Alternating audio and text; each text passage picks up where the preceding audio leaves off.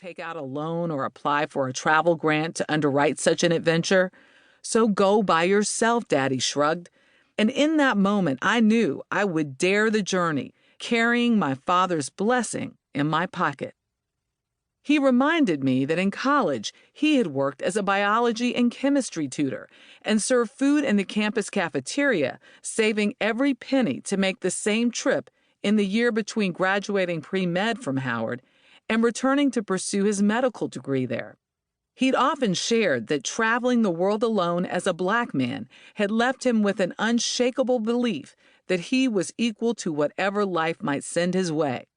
In emboldening me now to explore regions as yet unknown to me, he trusted I would strengthen my own resilience and resourcefulness too.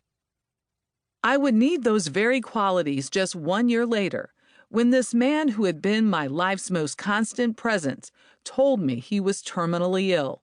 His body riddled with the prostate cancer that would eventually take him from me, my father changed his directive.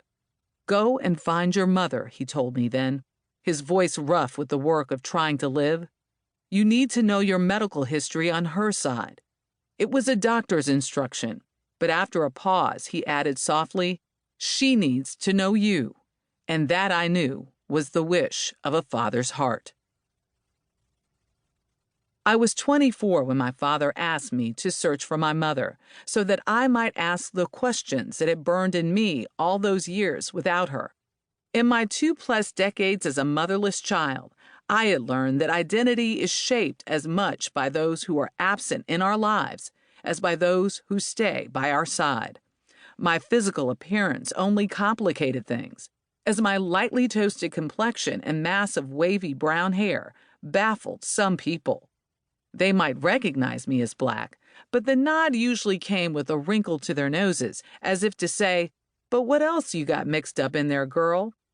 Other times, if I wore my hair blow-dried straight, people queried whether I was Italian, Jewish, or Hispanic, peppering me with questions about my heritage long before I had examined such questions for myself. As a child, the only detail I'd known about the woman who birthed me was that she wasn't Black, which, on confronting my light pigment and pointed features in the mirror each day, had left me to assume she was white.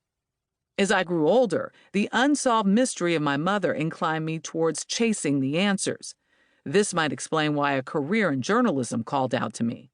One story at a time, I wanted to investigate life's unknowns, to engage the larger narrative of my American homeland, and witness human experience from the center of its unfolding. Broadcast news in particular appealed to me. I suspect that I secretly hoped that my mother might one day see me on her television screen and come to claim me. Through the years, my work as a TV news correspondent would place me at the center of epochal moments in Black history, from the tragic aftermath of Hurricane Katrina in 2005 to the shocking massacre of Black worshipers by a white supremacist in a Charleston church 10 years later, to the fevered George Floyd rallies in the shadow of a global pandemic, when Americans of all creeds and colors marched together for a brief, hopeful moment in the cause of racial justice and the sanctity of Black lives. Fortunately, in my career as a journalist, I have been tasked with bearing witness to more than Black trauma and pain. There has been triumph, art, and inspiration, as well as stories of pure joy and whimsy, such as the royal nuptials of Prince William and Kate Middleton, and when I donned my tartan and traveled to Scotland to report on the hit TV series Outlander with its romantic time travel plotline. All of it has shaped me not only professionally, but also personally, amplifying my voice as a Black woman storyteller.